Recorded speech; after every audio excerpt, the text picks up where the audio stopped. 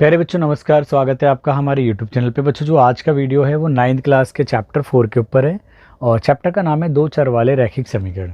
आज की इस वीडियो में बेटा मैं इस एक्सरसाइज के सभी क्वेश्चनों को सिंपल और कॉन्सेप्ट के साथ में आपको सॉल्व करवाऊंगा। ठीक है, तो चलिए वीडियो को ज़्यादा डिले ना करते हैं, स्टार्ट करते हैं। एक नोटबुक की कीमत एक कलम की कीमत से 2 गुनी है। नोटबुक माने आपकी जो कॉपी हो गई, कलम यानी पेन। कह रहा है कि एक नोटबुक की जो कीमत है वो कलम की कीमत से 2 गुनी है। मतलब अगर कलम जो है 4 रुपये की तो नोटबुक 8 रुपये की, कलम 5 की तो नोटबुक 10 की। कुछ इस तरीके से रिलेशन है। इस कथन को निरूपित करने के लिए दो चर वाले रैखिक समीकरण लिखिए। अब हमें जो ये स्टेटमेंट है यानी जो कथन है इसको निरूपित करने के लिए एक हमें क्या लिखना है, दो चर वाले रैखिक समीकरण को लिखना है। अब इसने थोड़ा सा संकेत यानी हिंट दिया हुआ है। मान लीजिए नोटबुक की कीमत x रुपये है और कलम की कीमत कितनी है, y रुपये है। ठीक है, तो हम इसका यूज़ कर सकते हैं। चलिए बेटा सॉल्यूशन देखिए। और अगर नहीं भी दिया होता तो हम अकॉर्डिंगली यूज़ कर सकते थे अपनी तरफ से भी। तो नोटबुक की कीमत क्या मान ली हमने, माना नोटबुक की कीमत कितनी है, नोटबुक की कीमत बराबर है रुपये x।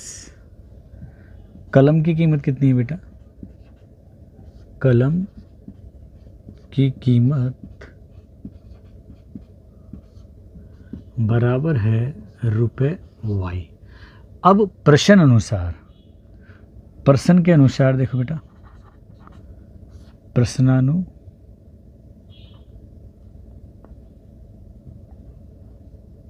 अनुसार लिख देता हूँ बेटा मैं। ठीक है, प्रश्न अनुसार क्या बोला है कि एक कलम की कीमत से दुगुनी है। कौन, नोटबुक की कीमत, यानी नोटबुक की कीमत एक कलम की कीमत से 2 गुनी है। तो भैया नोटबुक की कीमत है x, यानी x बराबर क्या है, जो कलम की कीमत है उससे 2 गुनी। अब इसका मतलब तो यही हो गया कि x बराबर 2y और इधर लेके आएंगे तो x minus 2y equals to 0। यही हमारा ठीक है आंसर है। ठीक है, तो अतः हम यहाँ लिख सकते हैं,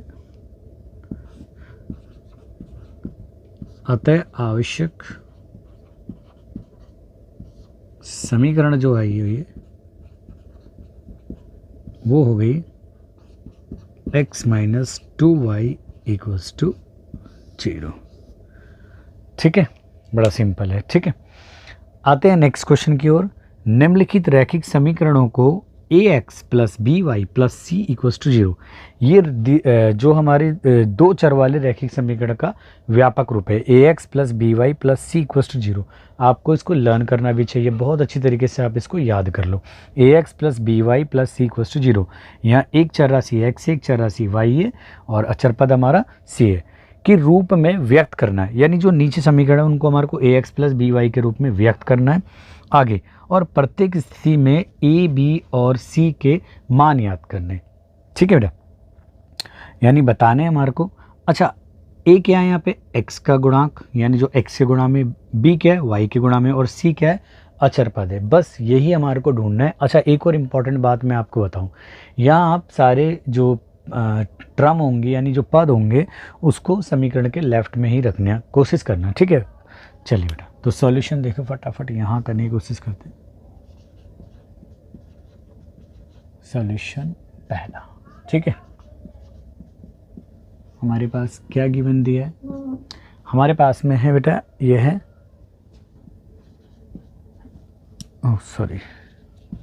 हमारे पास है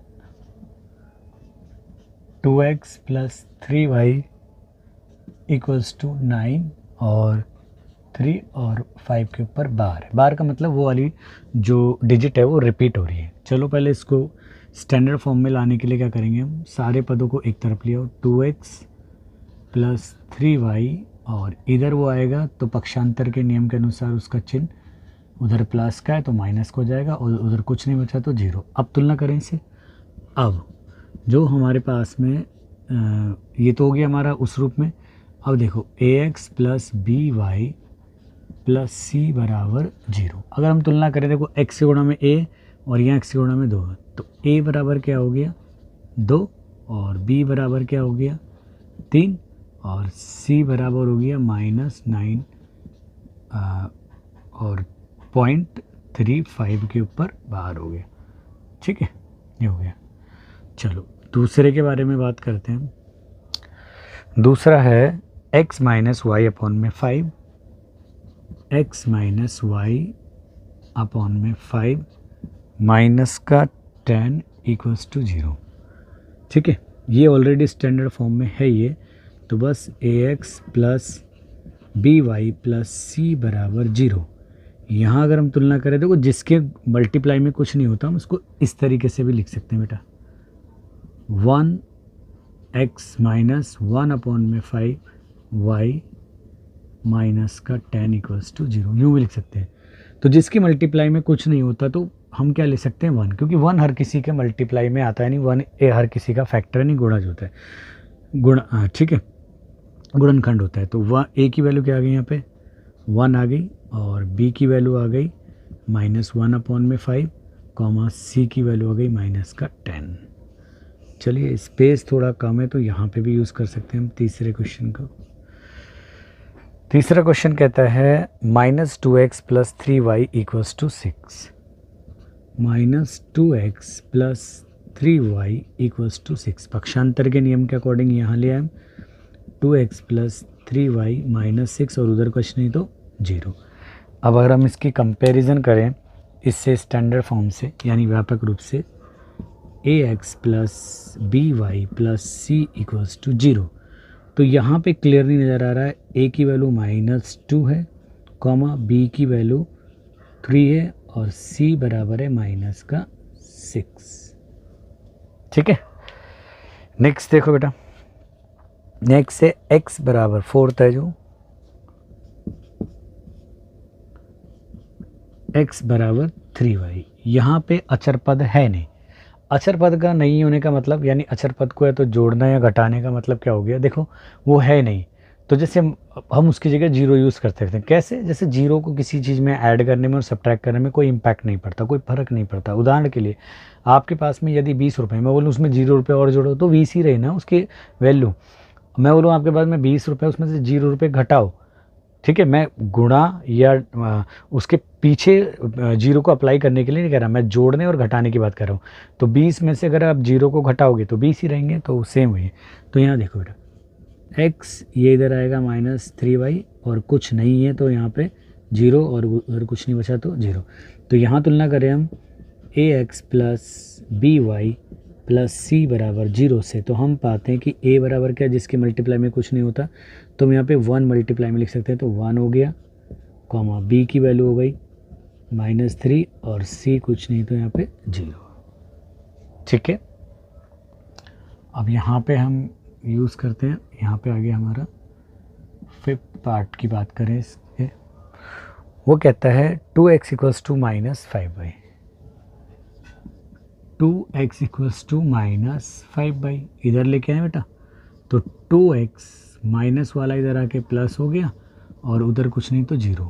अब यहाँ पे भी अचर पद है ही नहीं तो फ्री सेवाएं हम 0 से कर सकते हैं, क्योंकि 0 को जोड़ने या घटाने में कोई फ़र्क नहीं पड़ता। अब standard form ax plus b y plus c equals to 0, तो यहाँ पे क्या आ गया, a की वैल्यू आ गई आपके पास में 2 और b की वैल्यू आ गई 5 और c की वैल्यू आ गई 0।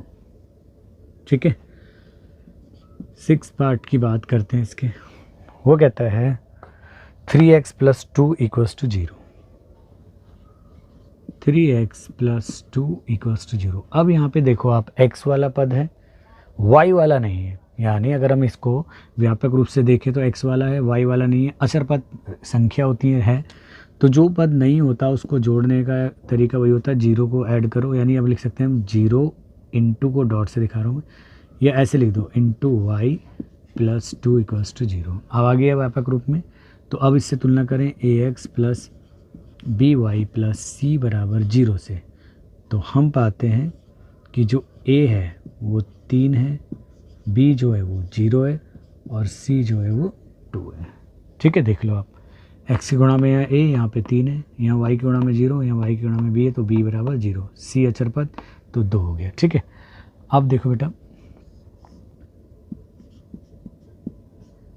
7th पार्ट की बात करते हैं इसके, वो है y minus 2 equals to 0, y minus 2 equals to 0। अब यहाँ पे अगर देखें व्यापक रूप से तुलना करें, यानी इससे ही a x plus b y plus c से, a x plus b y plus c से, तो यहाँ पे x की टर्म तो है ही नहीं, उधर देखो y वाली टर्म है, पद है, तो नहीं, जो पद नहीं है उसको हम 0 इंटू एक्स लिख सकते हैं, बाकी पदों को ऐसे ही लिखा।